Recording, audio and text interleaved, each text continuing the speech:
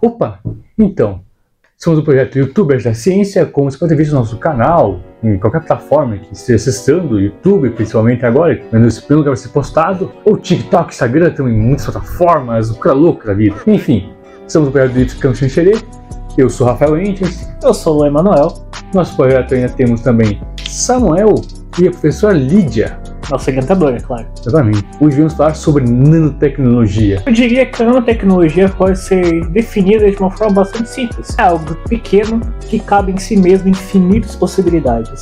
Mas, agora saindo desses bordões, clichês, etc., o que é nanotecnologia e o que isso tem a ver com tecnologia? Puxa a vinheta.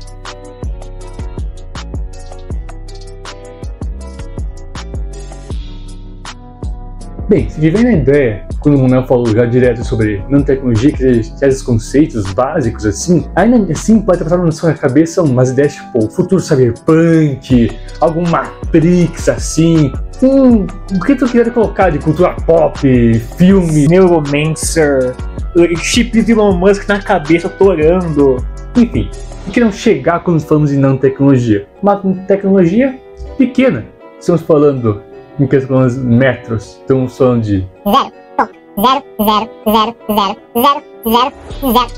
1 metro. Ou seja, é minúsculo. Bem, mas com essa quantidade de zeros, que eu falei, você deve ter pensado, está escrito isso aí em papel, mas é muita coisa para escrever só. Então, instrução científica, algo que ajuda na nossa vida. Quanto que isso fica? Bem, isto é 1 vezes 10 na potência de menos 9. Você colocou esse papelzinho, já notou? Já pode falar para o professor. Ó, professor, 1 nanômetro é 1 metro vezes 10 na potência de menos 9. Ele vai ficar muito orgulhoso se você falar isso aleatoriamente para ele. E quando você fala de uma tecnologia minúscula e ter o controle dela, nós podemos encaixar nisso no exemplo na indústria 4.0. Olha, na indústria 4.0, nós temos diversos exemplos onde podemos aplicar uma tecnologia. Nós temos em questão dos algoritmos, que funcionam por meio dos computadores, das máquinas, que têm em si componentes que contam com uma tecnologia. Inclusive o seu celular agora está contando com uma tecnologia dentro dele para funcionar. Mas não somente isso, nós também podemos falar de carros e sistemas neurais bastante complexos e avançados, que são amplamente usados não somente na indústria, como também no nosso dia a dia. Voltando no exemplo do carro que foi citado pelo Emanuel, nós podemos pensar nos sensores que evitam que seu carro, digamos, vão apitar, sinalizar, o que forma que seja, e seu carro está perto do muro, coisa assim. Ou seja, com o passar do tempo, você bater o carro no muro, a culpa é totalmente sua e não sensor, já que ele é muito preciso. Se você errar, a culpa é sua, não bota para tecnologia. E claro, se o sensor não funcionar é porque você também não foi lá trocar ele, aí não tem como.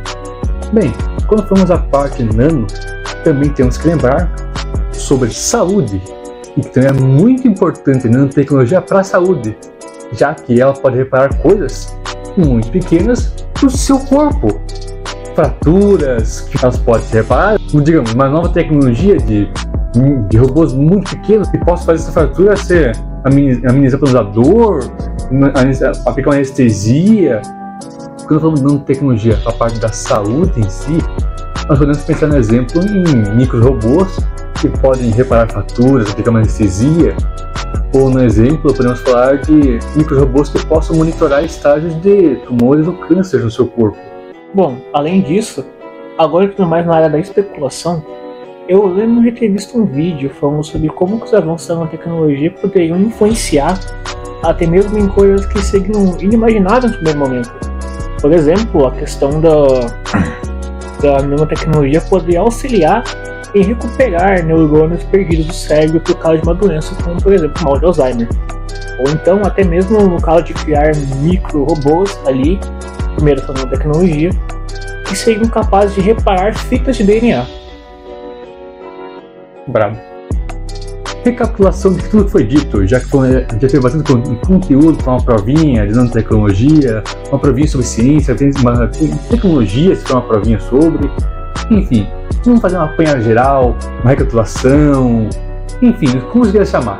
Bom, nesse vídeo nós falamos sobre um pouquinho sobre o que seria uma tecnologia, a questão de em que escala ela trabalha, como nós utilizamos ela na indústria e inclusive no dia a dia, em que era evolutiva, no caso, em que revolução científica e tecnológica essa tecnologia surgiu, e agora nós iremos finalizar. Também algo importante que falamos é sobre as diferentes áreas de aplicabilidade que temos em nanotecnologia. Não podemos pensar nela apenas como indústria 4.0, como podemos pensar na área de saúde, também na parte da agricultura, como podemos no vídeo, mas também pode aplicar na parte da agricultura, na parte de saúde, enfim, diversas utilidades. Enfim, a tecnologia está aí para ficar e a tendência é ela ficar cada vez mais acelerada e mais avançada. Inclusive, isso acaba dando sobre a própria tecnologia, já que nos últimos 200 anos a gente avançou de uma maneira que chega a ficar quase não previsível como nós vamos estar daqui a alguns anos. E, inclusive, se o que nós iremos trabalhar depois dos 30, talvez, 35, é uma profissão que existe ainda hoje. Sobre o avanço da tecnologia, também precisa pensar em, logicamente, foi positivo, se teve uma melhor qualidade de vida nesse tempo, você até pode ver que, conforme a tecnologia foi aumentando, isso aumentando um pouco também a quantidade de anos que um ser humano pode viver. Um exemplo, quando falamos no começo da humanidade, mais ou menos, se tinha uma média de 25 anos de vida que se vivia ao máximo, assim. Um cara saudável naquela época, esse é o prazo de vida limite que vivia. Com o passar do tempo, começamos a encontrar pessoas que viviam 100, 90 anos, e isso é inimaginável naquela época.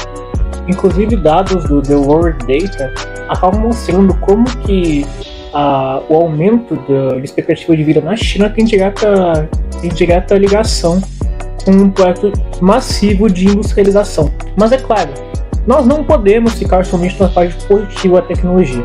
A tecnologia é uma ferramenta. E toda ferramenta tem mais de um propósito, tem mais de uma face.